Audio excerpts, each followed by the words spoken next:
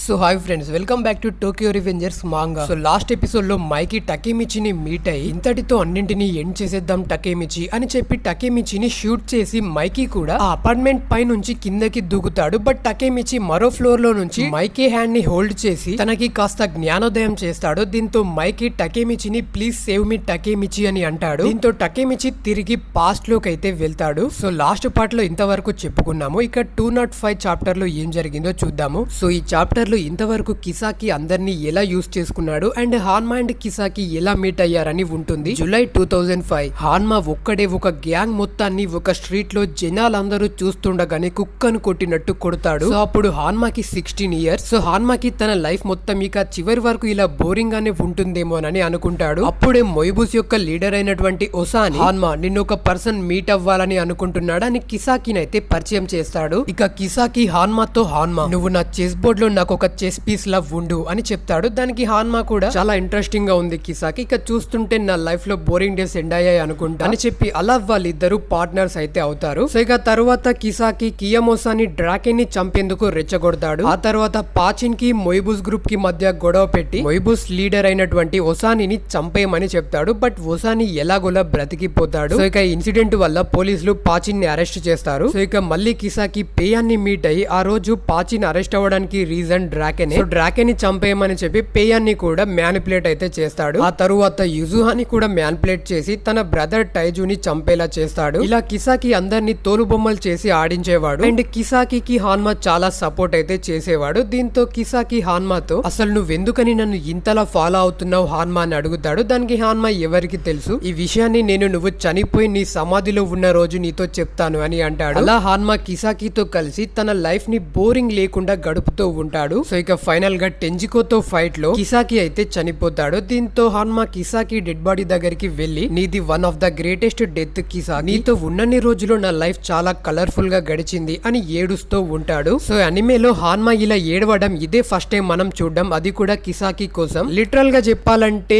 హాన్మా కిసాకిని చాలా అడ్మైర్ చేస్తాడు, తనకి చాలా ఇష్టం కిసాకి అంటే. ఇక జూన్ 2008 కిసాకి చనిపోయిన 3 ఇయర్స్ తర్వాత, అంటే మన టకేమిచి ఇప్పుడు పాస్ట్ లోకి వచ్చిన ఎగ్జాక్ట్ టైం అన్నమాట. సో ఇక హాన్మా కిసాకి యొక్క సమాధి దగ్గర కూర్చొని కిసాకి ఇష్టమైన ఒక కోక్ బాటిల్ ని ఆ సమాధిపై పెట్టి, నేను నీకు ఆ రోజు ప్రామిస్ చేసినట్టుగానే నేను ఇన్ని రోజుల నుంచి నిన్ను ఎందుకు ఫాలో అయ్యానో చెప్తాను కిసాకి, సో ఎక్కడి నుంచి మొదలు పెట్టాలి అని అంటాడు. అండ్ ఇంతటితో ఈ చాప్టర్ ఎండ్ అవుతుంది. సో ఇక హాన్మా కిసాకి సమాధితో ఏం చెప్పాడో మనకి ఫ్యూచర్ చాప్టర్స్ లో తెలుస్తుంది. సో ఇక నెక్స్ట్ చాప్టర్ లో మనకి టోమాన్ యొక్క 5th డివిజన్ కెప్టెన్ అయినటువంటి మూచో అండ్ ఒక మిస్టీరియస్ బాయ్ యొక్క బ్యాక్ స్టోరీ అయితే ఉంటుంది. ఒక రోజు మైకి ఒక పర్సన్ ని మూచో దగ్గరికి తీసుకువచ్చి, మూచో ఈ వైల్డ్ హార్స్ ని ఇక నుంచి నువ్వే కంట్రోల్ చేయాలి, వేరే డివిజన్స్ ఎవ్వరు కూడా వీడిని హ్యాండిల్ చేయలేరు, సో అందుకనే వీడిని నేను నీకు అప్పచెప్తున్నాను, సో ఇక నుంచి వీడు నీ డివిజన్ లోనే ఉంటాడు అని అప్పచెప్తాడు. సో వీడి పేరే సాంజు హరుచియో. వీడి పేరు బాగా గుర్తు పెట్టుకోండి, ఎందుకంటే ఫ్యూచర్ లో మైకీతో పోటెన్ గ్రూప్ లో ఉంది వీడే. సో ఇక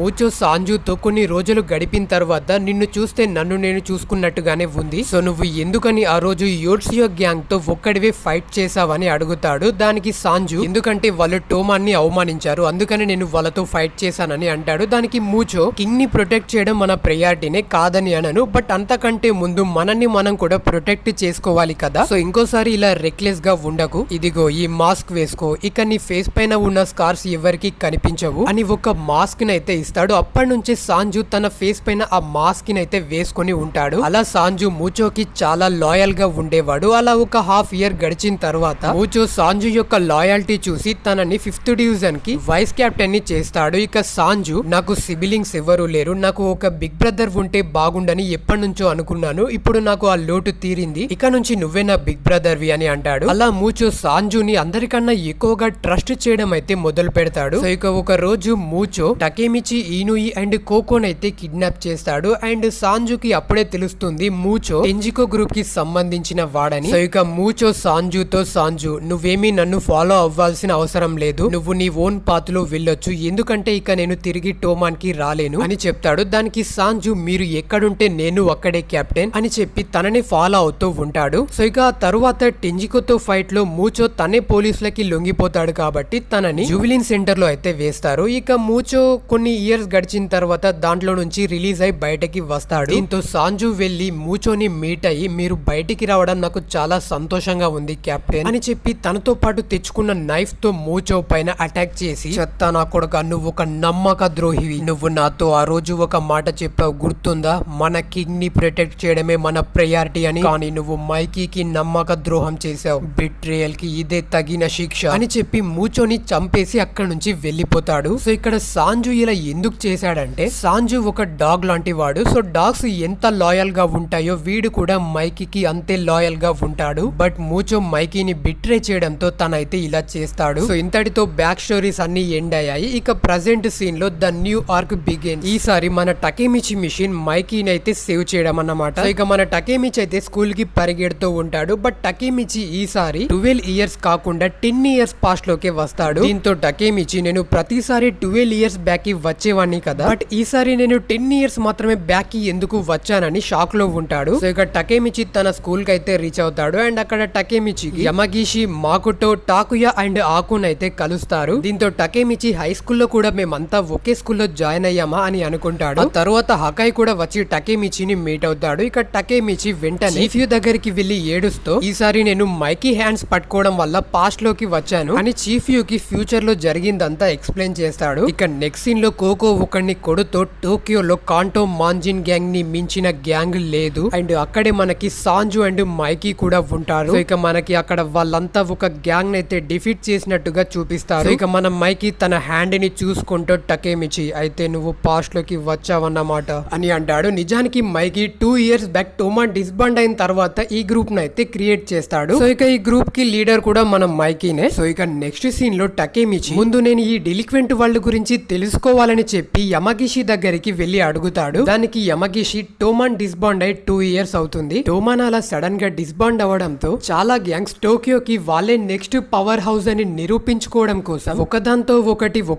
ఒకటి అలా ఫైట్ చేస్తూనే ఉన్నాయి. అలా అదొక సివిల్ వార్ గా అయితే మారింది. ఇక ఈ ఇన్సిడెంట్ కి పెట్టిన నేమ్ టోక్యో సెన్గోకు పీరియడ్. సో ఇలా కంటిన్యూగా జరుగుతున్న సివిల్ వార్ కి ఒక 3 ఇండివిజువల్ క్యారెక్టర్స్ ముగింపు పలికారు. అందులో ఒకడు సౌత్, వీడు టొకుహారా టెండై గ్రూప్ ని రిప్రజెంట్ చేస్తాడు. వీడే ఆ గ్రూప్ కి లీడర్. ఇక మీనటో వార్డు మొత్తం వీడి కంట్రోల్ లోనే ఉంటుంది. ఇక నెంబర్ 2 కవరాగి సెంజు, తను బ్రహ్మ గ్రూప్ యొక్క లీడర్. అండ్ షింజుకో వార్డు మొత్తం తిన కంట్రోల్ లోనే ఉంటుంది. సో ఇక ఫైనల్ గా ద థర్డ్ పర్సన్ మైకీ, తనే కాంటోన్ మాంజిన్ గ్యాంగ్ యొక్క లీడర్. షిబుయా వార్డు మొత్తం మైకీ కంట్రోల్ లో ఉంటుంది. సో ఈ ముగ్గురు వల్ల ఇప్పుడు టోక్యో డెలింక్వెంట్ వరల్డ్ బ్యాలెన్స్డ్ గా ఉంది. ఇక ఈ డెలిక్వెంట్ వరల్డ్ మొత్తం ఈ ముగ్గురుని డైటీస్ ఆఫ్ దిస్ ఎరా అని పిలుస్తారు అని చెప్తాడు. దీంతో టకేమిచి, మైకీతో ఈక్వల్ గా మరో ఇద్దరు ఉన్నారా అని షాక్ అవుతాడు. ఇక నెక్స్ట్ సీన్ లో టకేమిచి హీనాని మీట్ అయ్యి తనకి సారీ చెప్తాడు. ఎందుకంటే టకేమిచి తన వెడ్డింగ్ కి మైకీని ఇన్వైట్ చేద్దామని వెళ్లి తనే చనిపోయాడు. దాంతో ఫ్యూచర్ లో వాళ్ళ ఎంగేజ్మెంట్ అయితే ఆగిపోతుంది. సో ఇక హినాటాకి కూడా అర్థమవుతుంది టకేమిచి మళ్ళీ ఫ్యూచర్ నుంచి తిరిగి వచ్చాడని. సో ఇక టకేమిచి హీనాతో జరిగిందంతా ఎక్స్ప్లెయిన్ చేసి, నేను మైకీని సేవ్ చేసేంత వరకు ఇది ఎండ్ అవ్వదని చెప్తాడు. దీంతో హీనా టకేమిచిని మోటివేట్ చేసేందుకు, ఒకవేళ నువ్వేదైనా రాంగ్ డెసిషన్ తీసుకొని దాని వల్ల మరో బ్యాడ్ ఎండింగ్ వచ్చినా సరే ఈ హీనా ఎప్పుడు నీతోటే ఉంటుంది టకేమిచి అని చెప్పి మనోన్నైతే మోటివేట్ చేస్తుంది. సో ఇక నెక్స్ట్ సీన్ లో టకేమిచి చీఫ్ యూని మీట్ అయ్యి, నేను మైకీని బీట్ చేయాలని అనుకుంటున్నానని చెప్తాడు. దానికి చీఫ్ యూ ఎలా బీట్ చేస్తావు టకేమిచి అని అడుగుతాడు. దానికి టకేమిచి, నాకు కూడా తెలియదు, బట్ మైకీని మాత్రం బీట్ చేయాలని అంటాడు. దీంతో చీఫ్ యూ, మనం మైకీ అండ్ కాంటోన్ మాంజిన్ గ్యాంగ్ ని బీట్ చేయాలంటే మనకిప్పుడు చాలా స్ట్రెంత్ అవసరం. అందుకని మనకంటూ ఒక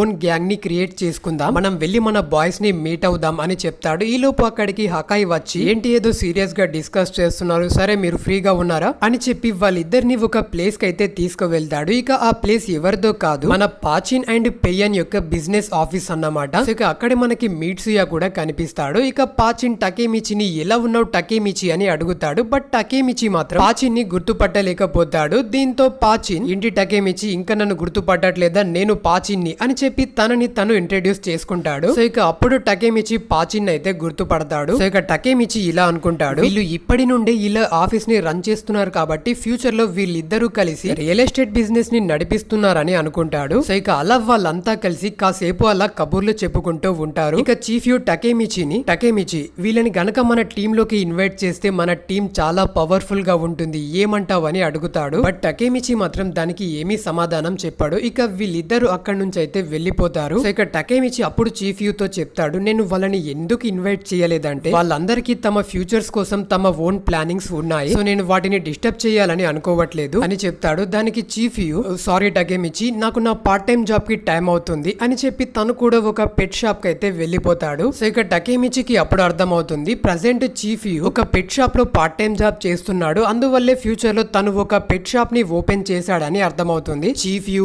పాచిన్, పేయాన్, మీట్సుయా వీళ్ళందరికీ తమ ఫ్యూచర్స్ కోసం తమ ఓన్ గోల్స్ ఉన్నాయి. సో అందుకని నేను వీళ్ళెవరిని కూడా మళ్ళీ ఇందులో ఇన్వాల్వ్ చేయాలని అనుకోవట్లేదు. సో నాకు తెలిసి నేను ఇక ఇది ఒంటరిగానే చెయ్యాలని అనుకుంటాడు. అప్పుడు సడన్ గా టకేమిచికి డ్రాకెన్ అయితే కాల్ చేసి టకేమిచిని తన బైక్ షోరూమ్ కి రమ్మని చెప్పి టకేమిచి నీ బైక్ రిపేర్ కంప్లీట్ అయింది, పద ఒకసారి టెస్ట్ రైడ్ చేద్దామని వాళ్ళిద్దరు టకేమిచి బైక్ పైన బయటికి అయితే వస్తారు. ఇక టకేమిచి డ్రాకెన్ తో నేను మళ్ళీ తిరిగి ఫ్యూచర్ నుంచి వచ్చాను, ఇప్పటి వరకు అన్నింటిలో మైకీ నాకు హెల్ప్ చేశాడు, సో అందుకని ఇప్పుడు నేను మైకీకి హెల్ప్ చేయాలని అనుకుంటున్నానని చెప్తాడు. బట్ దానికి డ్రాకెన్ టకేమిచి ఇక మైకీ విషయంలో మనం చేయడానికి ఏమీ లేదు, మన టోమాన్ మెంబర్స్ అందరూ కూడా మంచి వాళ్ళు, బట్ ప్రజెంట్ మైకీ దానికి కంప్లీట్ గా ఒక ఆపోజిట్ పాత్ ని చూస్ చేసుకున్నాడు. తను చూస్ చేసుకున్న ఈ ఈవిల్ పాత్ కి మన టోమాన్ మెంబర్స్ కరెక్ట్ కాదని తనకి తెలుసు, అందుకే తను మనలందరినీ వదిలేశాడు. ప్రజెంట్ ఉన్న మైకీ ఒకప్పటి మైకీ కాదు, తను ఇప్పుడు కంప్లీట్ గా చేంజ్ అయ్యాడు. సో నువ్వు తనని వదిలే, మైకీ నిన్ను చంపడం కోసం కొంచెం కూడా వెనకాడడు అని చెప్తాడు. ఇక సడన్ గా ఒక పర్సన్ తన బైక్ పైన వచ్చి